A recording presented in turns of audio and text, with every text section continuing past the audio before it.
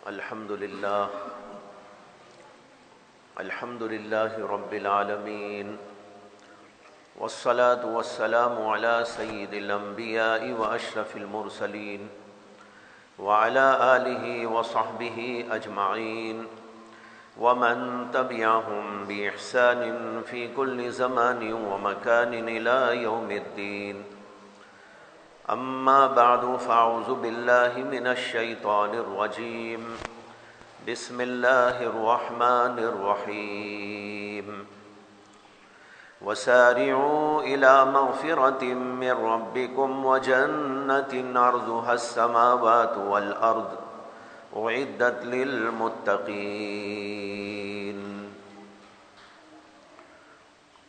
محترم حضرات، بھائیوں، بزرگوں، دوستوں، قرآن کریم کی ایک بہت مختصر آیت آپ حضرات کے سامنے تلاوت کی گئی ہے، اور قرآن و حدیث ہی ہمارے لیے سارے مسائل کا حل ہے، دنیا کے اعتبار سے بھی اور آخرت کے اعتبار سے بھی. اسی لیے حضرات علماء جب اپنا بیان شروع کرتے ہیں تو قرآن کی کوئی آیت پیش کرتے ہیں یا نبی اکرم صلی اللہ علیہ وسلم کی احادیث میں سے کوئی حدیث بیان کرتے ہیں. دنیا کے لوگ کبھی سیاست دانوں کی بات بیان کرتے ہیں تو کبھی شاعروں کی بات کہتے ہیں، کبھی ادیبوں کی بات کہتے ہیں، تو کبھی کسی اور سلسلے کے لوگوں کا ذکر کرتے ہیں. لیکن یہ بات ہم سب کو معلوم ہے کہ دنیا کا بڑے سے بڑا عقل مند ہو، بڑے سے بڑا سیاسی مبصر ہو، بڑے سے بڑا شاعر ہو، خطیب ہو اور ادیب ہو، یا کسی اور سلسلے کا ماہر ہو، ایکسپرٹ ہو، لیکن یہ سب بہرحال انسان ہیں، معصوم نہیں. ان کی باتیں بھی قابل ذکر ہوتی ہیں، قابل استفادہ ہوتی ہیں، لیکن اس کے باوجود ان میں سے ہر ایک کے کلام میں، ہر ایک کی بات میں خطا کا امکان ہوتا ہے. لیکن اللہ کی بات اور رسول اکرم صلی اللہ علیہ وسلم کی بات ہر قسم کے شک سے، شبہ سے بری ہے، مبرہ ہے. خطا اور نسیان اس کے اندر داخل نہیں ہو سکتا. اللہ جو کہتے ہیں وہ بالکل برحق ہوتا ہے اور آخری ہوتا ہے اور حتمی ہوتا ہے اور قطعی ہوتا ہے. اسی طرح نبی اکرم صلی اللہ علیہ وسلم چونکہ اللہ ہی کی طرف سے لے کر بات بیان کرتے ہیں، ان ہوا الا وحی یوحا، آپ جو کچھ کہتے ہیں وہ صرف اللہ کی وحی کی بنیاد پر ہوتا ہے. تو اس لیے جو بھی اللہ کے نبی صلی اللہ علیہ وسلم کی زبان مبارک سے نکلتا ہے وہ ہمارے لیے سراسر فلاح ہے، بہبودی ہے. ہمارے لیے اس کے اندر بہت کچھ ساز و سامان ہے جس سے ہماری دنیا بھی بنتی ہے اور آخرت بھی بنتی ہے. اس لیے میں نے قرآن کریم کی ایک بہت مختصر آیت آپ کے سامنے ذکر کی. اس آیت میں اللہ کا ارشاد ہے وَسَارِعُوا إِلَى مَغْفِرَةٍ مِّن رَبِّكُمْ. اللہ نے خطاب کیا ہے، امر کا صیغہ استعمال کیا ہے، یعنی حکم دیا ہے. کس بات کا حکم؟ فرمایا کہ اللہ کی مغفرت کی طرف جلدی کرو، یعنی اللہ کی مغفرت کو پانے کے لیے دیر مت کرو، جلدی کرو، جلدی سے لپکو اور آگے بڑھ کر اللہ کی مغفرت کو حاصل کرنے کی کوشش کرو. الی مغفرۃ من ربکم وجنۃ، اور جنت کو پانے کے لیے بھی جلدی کرو، اس کے اندر دیر نہ کرو. یہ اللہ کا حکم ہے کہ اللہ کی مغفرت کو پانے اور اللہ کی جنت کو حاصل کرنے کے لیے جلدی کرنا چاہیے، دیر نہیں کرنا چاہیے. عربی میں مسارعت کے معنی آتے ہیں جلدی کرنا، کسی کام کی طرف جلدی سے لپکنا. ایک آدمی دیر سے کام کرتا ہے، کسی کام کو انجام دینے کے لیے اس میں تاخیر کر دیتا ہے، کہتا ہے کل کروں گا، پرسوں کروں گا، پھر دیکھوں گا، صبح میں دیکھیں گے، شام میں دیکھیں گے. یہ جو اس کو کہتے ہیں عربی میں تسویف، یعنی پھر کریں گے، دیکھیں گے، سوچیں گے. یہ شیطان کا ایک وسوسہ ہوتا ہے نیکیوں سے روکنے کے لیے اور ان کو محروم کرنے کے لیے. دل میں ڈال دیتا ہے ارے بھائی ابھی تو بچے ہو، ابھی تو جوان ہو، ابھی تو تمہاری جوانی کی عمر ہے، ابھی تم نے دنیا میں دیکھا کیا ہے، بعد میں کر لینا. نماز کو صبح میں اٹھنا ابھی دشوار ہے، ابھی تمہاری کون سی بڑی زندگی ہو گئی، ذرا سو جاؤ. تھپکیاں دے کے سلا دیتا ہے. دکانوں میں، مکانوں میں، دنیا کی چیزوں میں ہمیں کھپا دیتا ہے اور دل میں ڈالتا ہے پھر کر لیں گے، پھر کر لیں گے، اگلے دیکھیں گے، کل دیکھیں گے، پرسوں دیکھیں گے. اللہ نے اسی کے بارے میں ہم سے کہا نہیں نہیں، شیطان کی یہ بات نہیں ماننا ہے.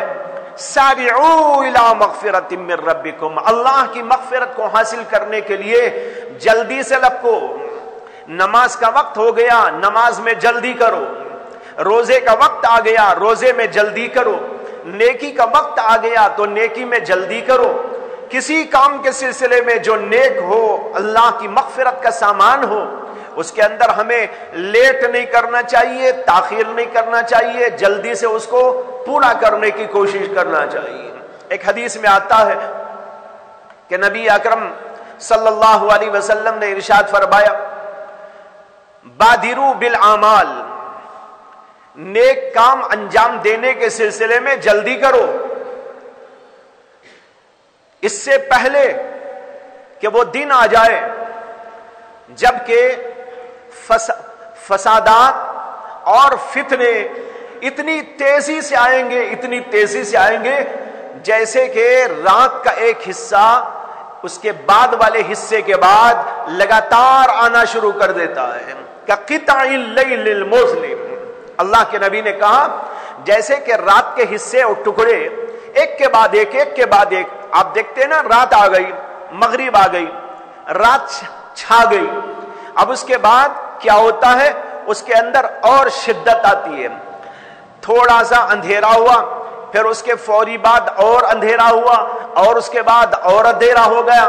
رات کے 12 بج گئے تو اور اندھیرا چھا گیا، اور اس سے آگے رات بڑی تو اور اندھیرا چھا گیا. جیسے یہ رات کی ٹکڑیاں ایک کے بعد ایک لگاتار آتی رہتی ہیں، ایسے ہی فتنے کا دور آئے گا کہ اس کے اندر ایک فتنے کے بعد دوسرا فتنہ، دوسرے کے بعد تیسرا فتنہ، اس کے بعد چوتھا فتنہ، اور ہر فتنے کے بعد جو فتنہ آئے گا وہ بڑے فتنے لے کر آئے گا، اور پہلے فتنے سے زیادہ شدید ہوگا، سخت ہوگا. اللہ کے نبی صلی اللہ علیہ وسلم نے اس کے بعد میں فرمایا کہ ایک آدمی مومن ہوگا رات میں، صبح ہوتے ہوتے کافر ہو جائے گا، اور ایک آدمی ہوگا مومن صبح میں، شام ہوتے ہوتے کافر ہو جائے گا. ایسے فتنوں کا دور آئے گا. ان فتنوں کے دور کے آنے سے پہلے پہلے نیکی کو انجام دینے میں جلدی مچاؤ، تاخیر نہ کرو. شیطان کی بات نہ مانو، وہ تمہارے دل میں وسوسے ڈال ڈال کر یہ تم کو سمجھاتا ہے ابھی کیا کرنا، کل کریں گے، پرسوں کریں گے، چند دنوں کے بعد میں کریں گے، 6 مہینے کے بعد میں کریں گے، ابھی تمہاری عمر کیا ہے. ہر آدمی کو یہی سمجھاتا ہے، حتیٰ کہ بڈھوں کو بھی سمجھاتا ہے. ارے بھائی بڈھا ہو گیا تو ابھی کیا انتظار ہے. اللہ کے نبی صلی اللہ علیہ وسلم نے اور اللہ نے ہمیں ہر کام میں جلدی کرنے کے لیے اس لیے کہا کہ موت کا کیا بھروسہ انسان کی. موت تو جوان کو بھی آتی ہے، موت بوڑھے کو بھی آتی ہے، اور بوڑھا ہو جاتا ہے تو اس کی موت کے آنے کا کوئی زیادہ دیر قصہ نہیں رہتا، بہت جلدی آنے کا نمبر آتا ہے. قرآن کریم کے اندر ایک آیت آئی، اللہ تعالیٰ نے کہا وَجَاءَكُمُ النَّذِيرُ اَوَلَمْ نُعَمِّرْكُمْ مَا يَتَذَكَّرُ فِيهِ وَتَذَكَّرَ وَجَاءَكُمُ النَّذِيرُ. کیا ہم نے تمہیں کیا اتنی عمر نہیں دی جس عمر میں کہ تم نصیحت پکڑ سکتے تھے، جس عمر میں کہ تم عبرت حاصل کر سکتے تھے، کیا ہم نے اتنی عمر تم کو نہیں دی ہے؟ وجاءکم النذیر، اور تمہارے پاس تو ڈرانے والا بھی آ گیا، ڈرانے والے نے آ کر تم کو ڈرایا، اور اتنی عمر ہم نے تم کو دی جس میں تم نصیحت پکڑ سکتے تھے، نصیحت حاصل کر سکتے تھے، لیکن تم نے غفلت کی زندگی گزاری، اعمال میں کوتاہی کرتے رہے، ایمان میں کوتاہی کرتے رہے، نیکیوں میں پیچھے ہٹتے رہے، یہاں تک کہ تمہاری موت آ گئی۔ قیامت کے دن اللہ مومن بندوں سے بھی، کافر بندوں سے بھی، سب سے کہیں گے جنہوں نے کوتاہی کی ہوگی۔ کافر تو ہے ہی اس کے مخاطب، لیکن مومن ہونے کے باوجود جو نیکی میں پیچھے رہے اور اس میں جلدی انہوں نے نہیں کی، یہاں تک کہ موت واقع ہو گئی، اللہ ان سے بھی کہیں گے اولم نعمرکم ما یتذکر فی، کیا ہم نے تمہیں اتنی عمر نہیں دی جس میں کہ تم نصیحت پکڑ سکتے تھے؟ وجاءکم النذیر، اور تمہارے پاس تو ڈرانے والا بھی آ گیا۔ یہ ڈرانے والا کون ہے؟ علماء نے اس کی بہت سی تفسیریں لکھی ہیں۔ عام تفسیر تو اس کی یہ لکھی ہے کہ تمہارے پاس ہمارا پیغمبر آ گیا تھا، اس نے تم کو نصیحتیں کی تھی، اس نے تم کو اس دن سے ڈرایا تھا اور تم کو بتایا تھا کہ تم کو کرنا کیا ہے اور کیا نہیں کرنا ہے۔ یہ نذیر یعنی پیغمبر تمہارے پاس آ چکا، لیکن پھر بھی تم نے نصیحت حاصل نہیں کی۔ اور دوسری تفسیر اس کی علماء نے کی ہے کہ نذیر کے معنی ہے بڑھاپا، تمہارے پاس تو ڈرانے والا بھی آ گیا۔ جب انسان کے بال پک جاتے ہیں، داڑھی میں سفید بال آنے شروع ہو جاتے ہیں، یہ ڈرانے والا ہے ہمیں کہ تمہاری موت بہت قریب ہو چکی ہے۔ اب تو تم یہ بھی نہیں کہہ سکتے کہ میں ابھی جوان ہوں، تم یہ بھی نہیں کہہ سکتے کہ میرا تو ابھی بچپن ہے، اب تو تمہارا 55 آ گیا ہے، اب بھی کیا انتظار ہے؟ یہاں پر جاءکم النذیر کی ایک تفسیر یہ بھی علماء نے کی۔ تو معلوم ہوا کہ انسان کو جلدی سے لپکنا چاہیے، کسی سلسلے میں تاخیر نہیں کرنا چاہیے، جو نیک ہو، اچھا ہو، خیر کا کام۔ حدیث میں آتا ہے کہ نبی اکرم صلی اللہ علیہ وسلم ایک بار مسجد تشریف لائے، حضرات صحابہ کرام پہلے ہی سے جمع رہتے تھے، سب کے سب مسجد کے اندر جمع ہیں۔ عصر کی نماز کا وقت تھا، اللہ کے نبی علیہ السلام تشریف لائے اور اپنے مصلی پہ آ کے کھڑے ہو گئے، اور کھڑے ہوتے ہی پھر اللہ کے نبی علیہ السلام نے لوگوں سے خطاب کرتے ہوئے کہا کہ بھائی اپنی اپنی جگہ ٹھہرے رہو، اپنی اپنی جگہ ٹھہرے رہو۔ یہ کہہ کر اللہ کے نبی علیہ السلام واپس چلے گئے۔ صحابہ پریشان کہ ہوا کیا، کسی کو خبر نہیں ہے۔ اللہ کے نبی علیہ السلام اپنے گھر گئے اور کچھ منٹوں کے بعد تشریف لائے اور آپ نے نماز پڑھائی۔ حضرات صحابہ سوچ رہے تھے کہ اللہ کے نبی علیہ السلام کو آج کیا ہوا کہ آپ تشریف لائے، لوگ کھڑے ہو گئے تھے، اقامت ہو گئی تھی، لیکن اس کے باوجود اللہ کے نبی علیہ السلام واپس جا کر آئے، کیا بات ہوئی؟ خیر نماز ہو گئی۔ نماز ختم ہونے ہی کے بعد اللہ کے نبی علیہ السلام نے صحابہ کرام سے پوچھا، شاید تم کو تعجب ہو رہا ہوگا کہ ایسا کیوں ہوا؟ لوگوں نے کہا کہ ہاں یا رسول اللہ ہمیں تعجب ہے۔ اللہ کے نبی علیہ السلام نے فرمایا کہ بات یہ ہے کہ میرے گھر میں چاندی کا ایک ٹکڑا یا سونے کا ایک ٹکڑا رہ گیا تھا، جس کو خیرات کرنا تھا، میں اس کو بھول گیا تھا۔ جب نماز پڑھنے کے لیے میں یہاں پر آیا، مصلی پہ کھڑا ہوا، اسی وقت مجھے یاد آیا ارے وہ صدقہ کرنے کی چیز تھی، وہ رہ گئی ہے، اس لیے میں جا کر صدقہ کر کے آیا ہوں۔ علماء کہتے ہیں یہ اللہ کے نبی نے نیکی کے کام میں جلدی کی، کہیں ایسا نہ ہو کہ کوئی رکاوٹ پیدا ہو جائے۔ ایک حدیث میں آتا ہے اللہ کے نبی علیہ السلام نے ارشاد فرمایا کہ تم میں سے جو آدمی حج کا ارادہ کیا ہوا ہے اس کو چاہیے کہ حج کرنے میں جلدی کرے، ہو سکتا ہے کہ کوئی رکاوٹ پیش آ جائے۔ آپ نے کہا جلدی کرے حج کرنے میں، ہو سکتا ہے کہ کوئی رکاوٹ پیش آ جائے۔ رکاوٹ کیسی؟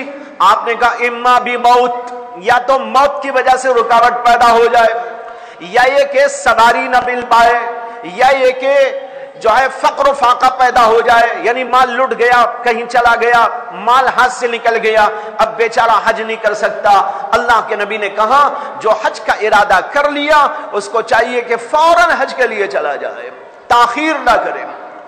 ان سب باتوں سے معلوم ہوتا ہے کہ نیکی کرنے میں جلدی کرنا چاہیے، تاخیر نہیں کرنا چاہیے۔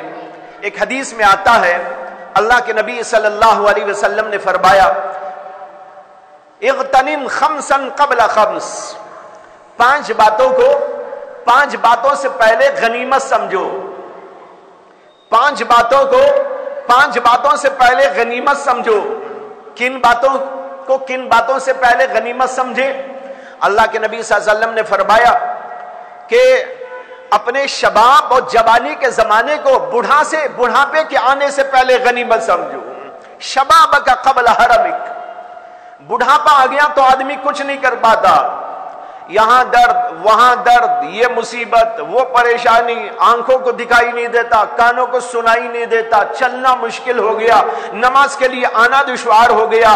اللہ کے نبی صلی اللہ علیہ وسلم نے فرمایا بڑھاپے کے آنے سے پہلے جوانی کے زمانے کو غنیمت سمجھ کر نیکی میں جلدی کرو۔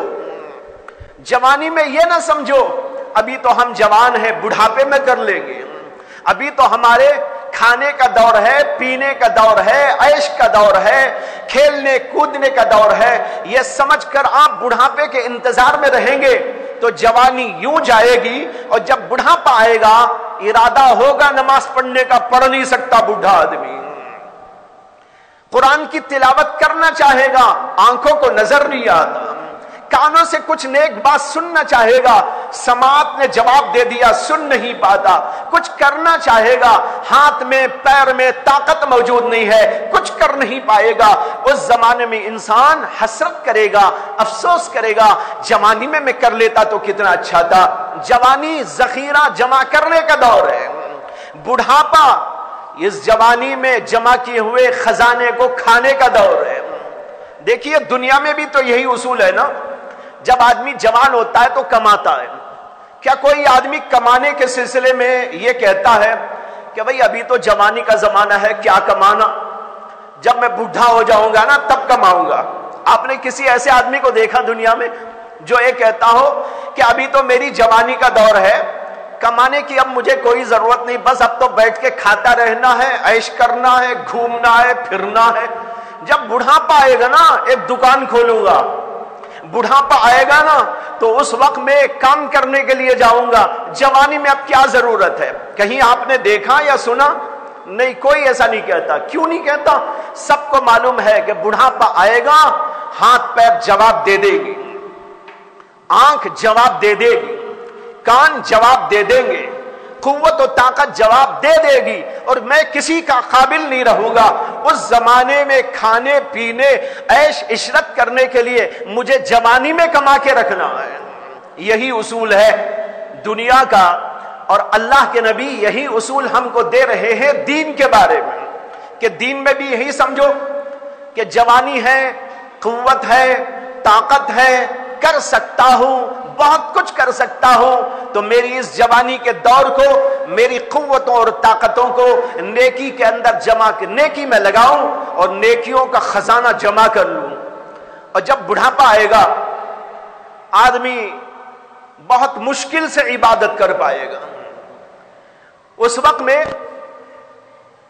جو آدمی جوانی میں عبادت کر چکا ہوگا، پابند رہا ہوگا، محنت کیا ہوگا، نمازوں کی پابندی کیا ہوگا، جب وہ بڑھاپے کے دور کو پہنچ کر کھڑے ہو کر نماز نہیں پڑھ سکے گا، اور کھڑے ہو کر نہ پڑھنے کی وجہ سے بیٹھ کر پڑھے گا، یا بیٹھنے کی بھی قوت نہ ہوگی تو لیٹ کر پڑھے گا، لیکن اسے ثواب پورا ملے گا۔ اب دیکھو جوانی میں کر کے رکھنے کا فائدہ یہ فائدہ ہوا کہ بڑھاپے میں کھڑا نہیں ہو سکتا، بیٹھ کے نماز پڑھے گا، یا بیٹھ کے نماز نہیں پڑھ سکتا، لیٹ کے نماز پڑھے گا، یا بیماری آ جائے گی تو اس کی وجہ سے کچھ نیکیاں نہیں کر پائے گا۔ اللہ کے نبی نے وعدہ کیا ہے کہ جوان آدمی جوانی کے زمانے میں جو کرتا رہا ہو بڑھاپے میں نہ کر پائے گا، لیکن ثواب اس کو پورا دیا جائے گا۔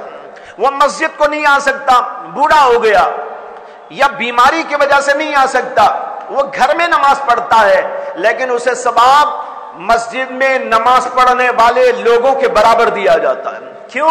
اس لیے کہ جوانی میں عادی رہا، جوانی میں پابند رہا، جوانی میں کرتا رہا، صحت مندی کے دور میں کرتا رہا، اس لیے اب نہیں کر پا رہا ہے لیکن ثواب پورا دیا جائے گا۔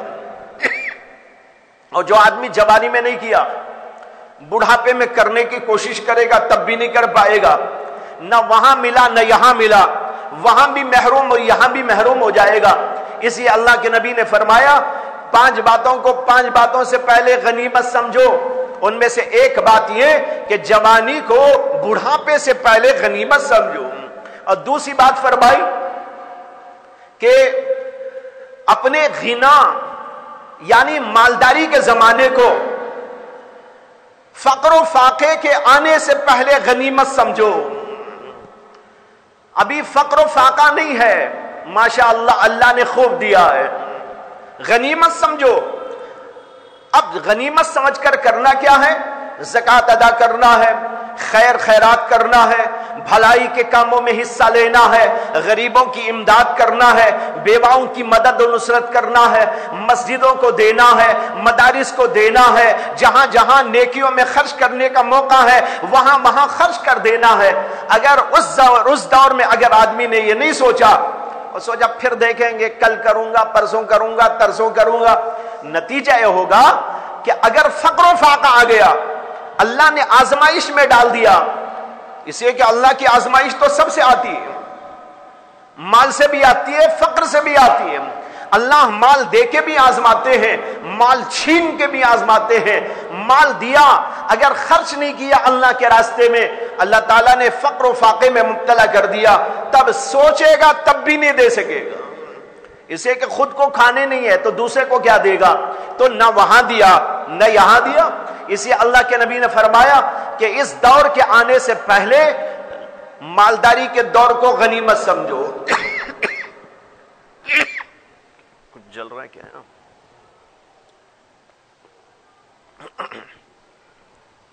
اور تیسری چیز نبی اکرم صلی اللہ علیہ وسلم نے یہ فرمائی کہ اپنے صحت کے زمانے کو بیماری کے زمانے سے پہلے غنیمت سمجھ لو۔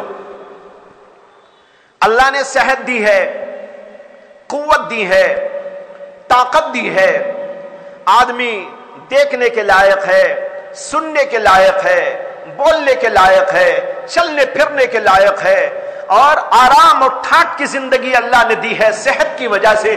اس زمانے کو غنیمت سمجھو، اس سے پہلے کہ بیماری کا دور آ جائے۔ بیماری آ گئی، اب دیکھو بیماری میں آدمی چاہے تو بھی بہت سارے نیک کام نہیں کر سکتا، اٹھ کے کھڑا ہونا مشکل ہو گیا، تلاوت کرنا مشکل ہو گیا، اور نیک کاموں کو جانا مشکل ہو گیا، مسجد کو آنا اس کے لیے مشکل ہو گیا، نیکیوں میں رکاوٹیں پیدا ہو جاتی ہے۔ اللہ کے نبی کہتے ہیں اس سے پہلے تم اپنی صحت کے دور کو، صحت کے زمانے کو غنیمت سمجھ لو۔ جب اللہ صحت دے، خوب نیکیاں کرو، تہجد پڑھو، ذکر اذکار کرو، تلاوت میں حصہ لو، نمازوں کا اہتمام کرو، اور جو کچھ کے نیکیاں اور خدمتیں ہو سکتی ہیں وہ ساری کے ساری خدمتیں انجام دو، لوگوں کے ساتھ اچھا سلوک کرو، لوگوں کی خدمت انجام دو، کسی کا کچھ اٹھانا ہے رکھنا ہے اس کا ساتھ دے دو، اور بھی بہت سارے کام ہو سکتے ہیں۔ ان سارے کاموں میں حصہ لے کر اپنی صحت کے دور کو ان نیکیوں کے اندر لگا دو۔ اگر یہ دور ختم ہو گیا، بیماری کا دور آ گیا، بھائی آدمی بیماری میں بہت سارے کام نہیں کر سکتا، خود نہیں کھا سکتا، دوسرے کی کیا خدمت کرے گا؟ اٹھنا مشکل ہو جائے گا، بیٹھنا مشکل ہو جائے گا۔ اللہ کے نبی کہتے ہیں اس اللہ کی نعمت کو غنیمت سمجھ کر اپنی صحت کے زمانے کو نیکیوں کے اندر لگا ڈالو۔ یہ ہوئی تیسری بات۔ اور چوتھی بات اللہ کے نبی نے فرمائی، فراغت کے زمانے کو مشغولی کے زمانے سے پہلے غنیمت سمجھ لو۔ مشغولی کا زمانہ، آدمی کسی جگہ مصروف ہو گیا ہے، بہت سارے کام کرنا بھی چاہے تو نہیں کر سکتا، لیکن ایک زمانہ اسے اللہ نے فرصت کا بھی دیا. اب فرصت کے زمانے کو غنیمت نہ سمجھ کر الٹے سیدھے کاموں کے اندر لگا دیا، یہاں تک کہ مصروفیت کا زمانہ آ گیا. اب مصروفیت کے زمانے میں کچھ کرنا بھی چاہتا ہے تو نہیں کر پاتا.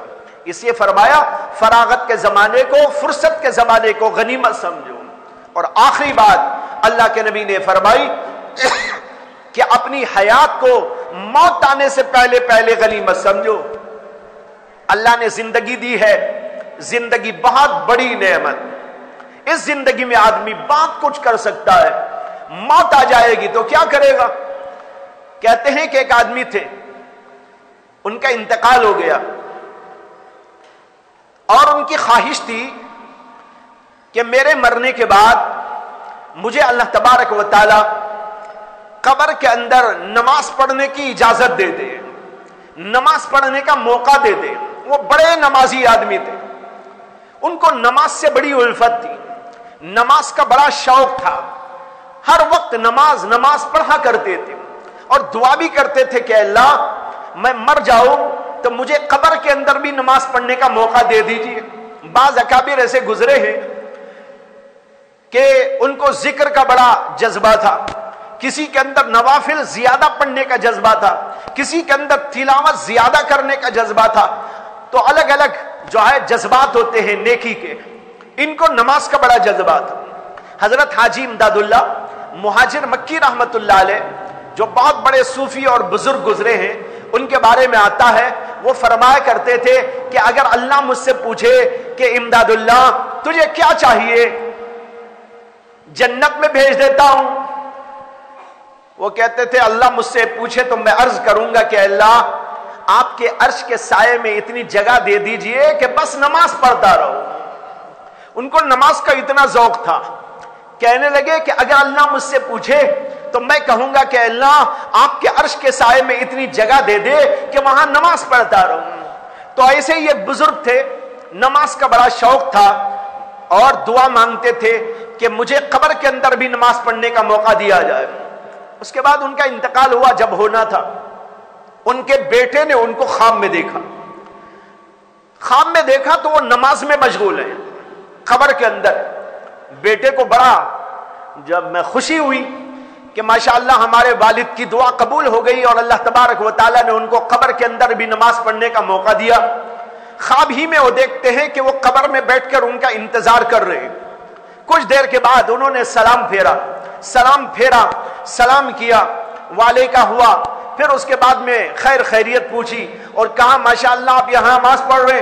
تو انہوں نے کہا اللہ نے میری دعا قبول کر کے مجھے یہاں نماز پڑھنے کی توفیق دی ہے، لیکن بیٹا میں تمہیں ایک نصیحت کرتا ہوں، وہ یہ ہے کہ اب میں قیامت تک بھی نماز پڑھوں تو مجھے ایک پیسے کا بھی ثواب نہیں ملے گا. یہ شوقیہ نماز ہے، میرے شوق سے تو میں پڑھ رہا ہوں، لیکن ثواب ایک پیسے کا بھی مجھ کو ملنے والا یہاں پر نہیں ہے. اور تمہارا تو ابھی دنیا کی زندگی کا دور ہے، تمہاری حیات کا زندگی کا دور ہے. تم ایک سبحان اللہ بولو اس کے لیے ڈھیروں ثواب ہے. تم 2 رکعت نماز پڑھو اس کا ڈھیروں ثواب ہے. تلاوت کرو ایک ایک حرف کے اوپر 10 نیکیاں ہیں. لیکن میں یہاں پر عبادت کروں تو شوقیہ عبادت تو ہوگی لیکن ثواب مجھ کو نہیں ملے گا. اس لیے میں تم کو نصیحت کرتا ہوں اپنی زندگی کے ان لمحات کو غنیمت سمجھو اور وہاں پر عبادت اور نیکیاں اور خوبیاں کر لیا کرو. یہ ہے بھائیو زندگی. جس کو اللہ نے زندگی دی اسے اپنی زندگی کو تباہ نہیں کرنا ہے، اسے اپنی زندگی کو برباد نہیں کرنا ہے. اپنی زندگی کو نیکیوں میں، اچھائیوں میں، لوگوں کی خدمت میں، اللہ کو راضی کرنے میں، کبھی والدین کو خوش کرنے میں، اپنے بھائیوں کے ساتھ احسان و سلوک کرنے میں، غریبوں کی امداد کرنے میں، نصرت کرنے میں، مدد کرنے میں، ہر ایک کے ساتھ احسان و سلوک اور بھلائی کرنے میں، بہرحال نیکیوں کا ایک بہت بڑا سلسلہ ہے. ان میں سے ہر سلسلے میں اپنے اوقات کو لگا کر اس زندگی کو کامیاب زندگی بنانے کی ضرورت ہے. اللہ نے اس کو کہا سارعوا الی مغفرہ، میری مغفرت کی طرف دوڑو، جلدی کرو، اس کے اندر سستی اور غفلت نہ برتو۔ اللہ مجھے بھی آپ کو بھی توفیق عطا فرمائے۔ وآخر دعوانا ان الحمد للہ۔